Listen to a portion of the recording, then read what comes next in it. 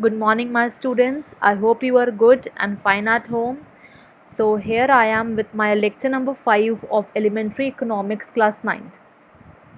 Students, I have already completed chapter number 1, discovering in my 4 lectures, and those who haven't seen chapter 1, kindly first see that.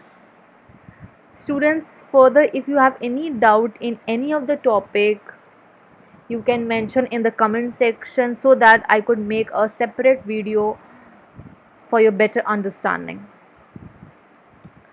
So in this video I am going to start a new chapter, that is chapter number 2, that is branches of economics and types of activities.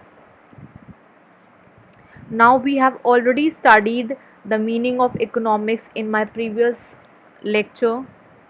We have studied just according to four different types of economists have given the definition of economics. So in general, what we can conclude, what is economics? The economics means how a society chooses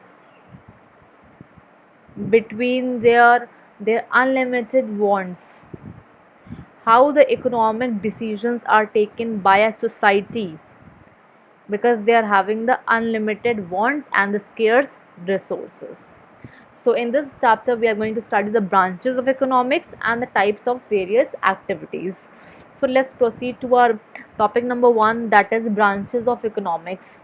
See, there are two branches of economics. First is microeconomics and second one is macroeconomics. So one by one we are going to study in detail about these two types of economics. So let's proceed. Now, what is microeconomics?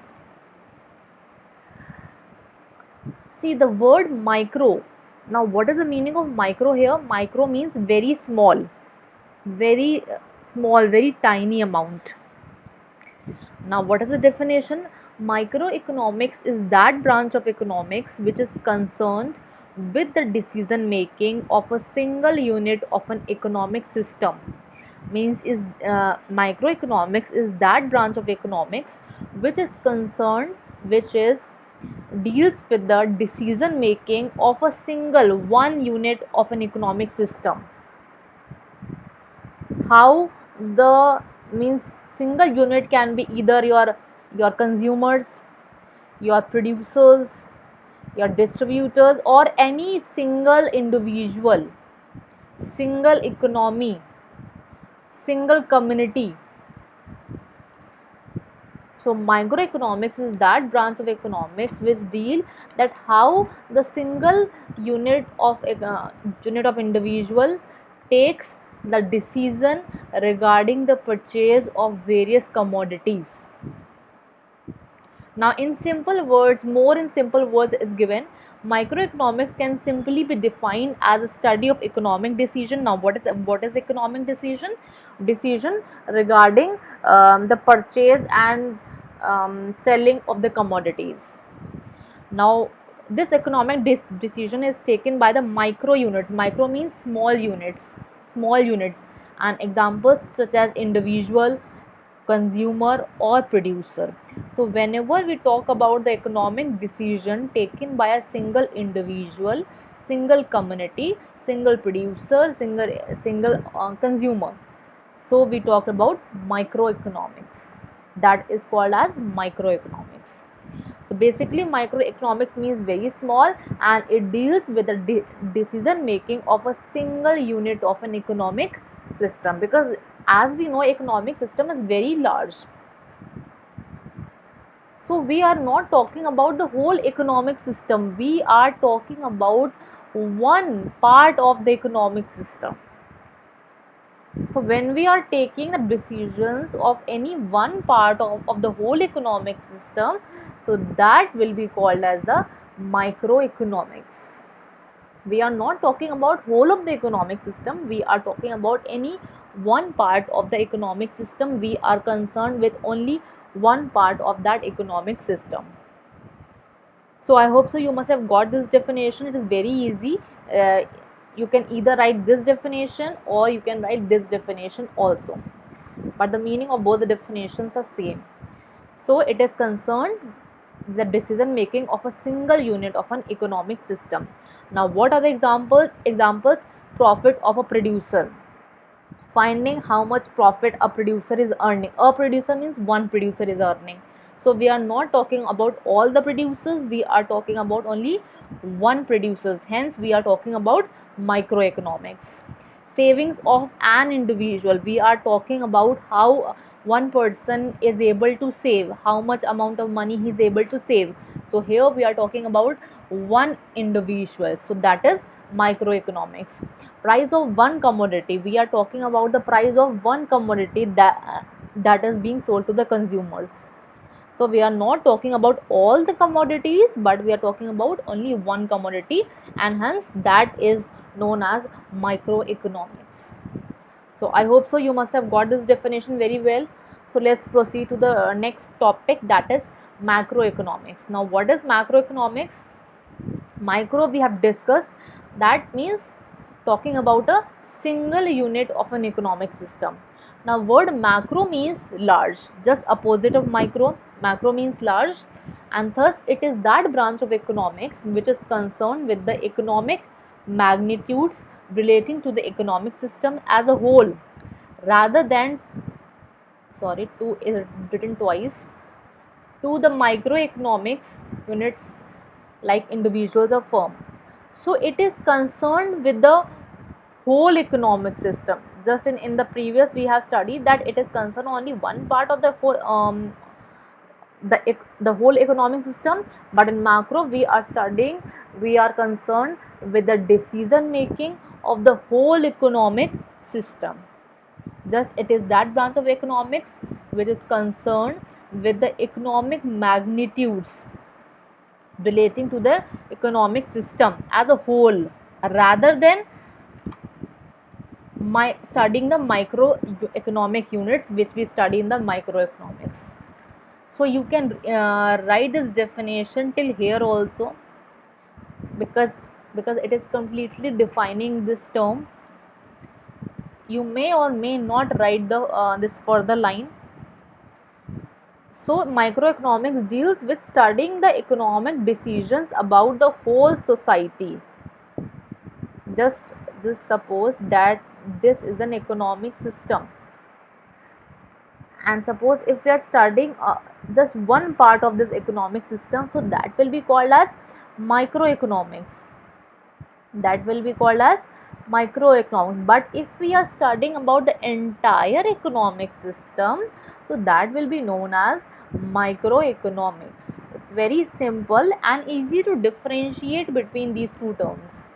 Micro means, don't get confused with the words, just remember, try to remember the key points. Micro means small, and macro means large. So don't, if you remember this keyword, you will be able, you will be just easily be able to differentiate these two terms. So micro means small and macro means large. Micro studies one part of an economic system, while macro studies the entire economic system. So I hope so you must have got this definition. Now what are the examples like national income of a country? We are not studying the income of one individual, but we are studying the entire population of a country, national income. The aggregate consumption or expenditure of a country. The aggregate means total consumption or expenditure of a country. So we are talking about the entire country and not one individual. So that is called as macroeconomics. Students, once again I'm going to say that please don't get confused, just try to remember these two keywords, that micro means small and macro means large. So I hope so you must have got this two definitions. So let's proceed to our topic number 3, that is very important and it is sure to come in your examination. Difference between micro and macroeconomics. Now first, and the very basic difference will be the meaning. First you need to define what are these two.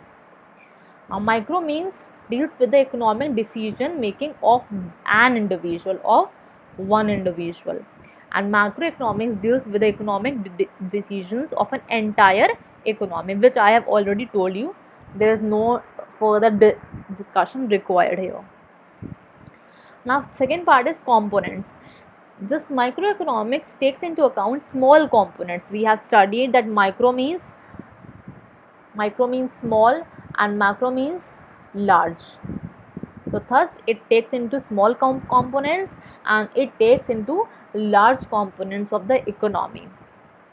Now theory, which theory is involved in these two economics? In microeconomics, price theory is involved. Now how price theory is involved?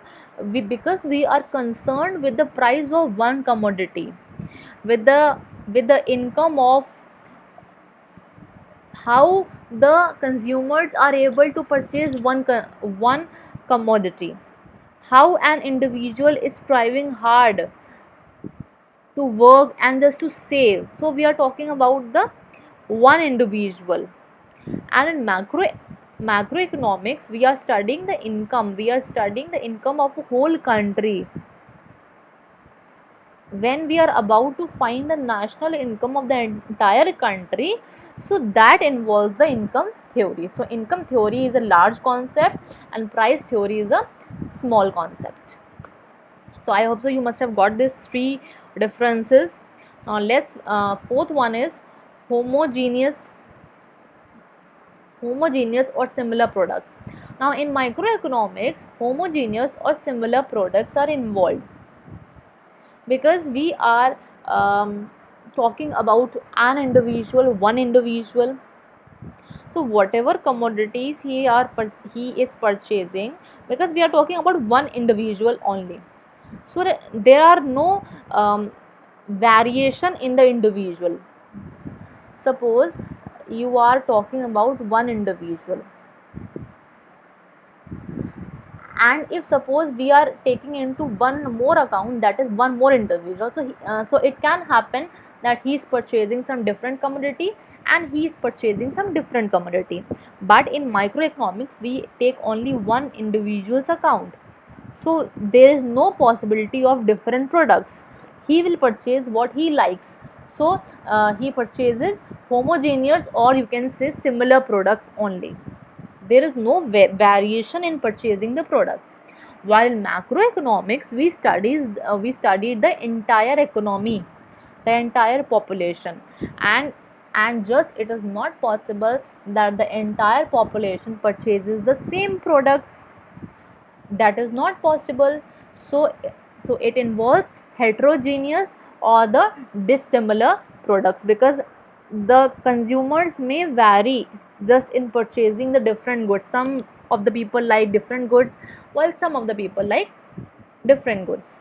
So there is a heterogeneous or the dissimilar products. So I hope so you have got this point what I am trying to convey to you.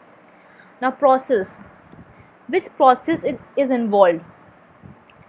Just it deals with the process of price determination, because we are talking about one individual, one producer is producing the good, then he is setting the prices, and then he is selling to the consumer. So it is the process here involved is price determination. They don't have so much of burden, they don't have so much to decide, and they focus mainly on the price determination. While in macroeconomics they deal in general price level. What is the ratio, what is the constant price level, what should be the constant price level for which all the producers should sell to the consumers, setting the basic, or you can say setting the maximum price level by which the producers can sell the product, so that the consumers may not feel cheated. See, try to get the students this point, that they focus on the entire prices, means all the prices just of all the producers,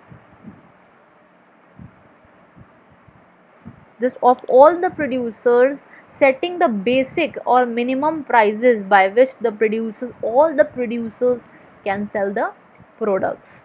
While in microeconomics they deal the price determination of only one product.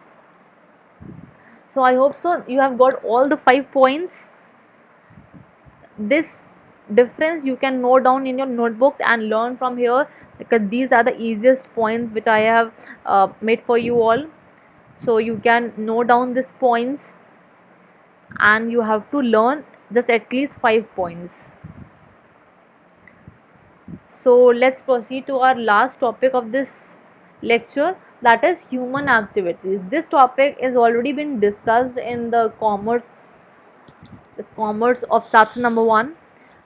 So we are going to revise it once again. Now human activities means all those activities which are performed by the human for the satisfaction of wants, means whatever activities we are performing for satisfying our wants, for the satisfaction of our wants, they are known as human activities. And basically there are two types of human activities. First is economic and second is non-economic.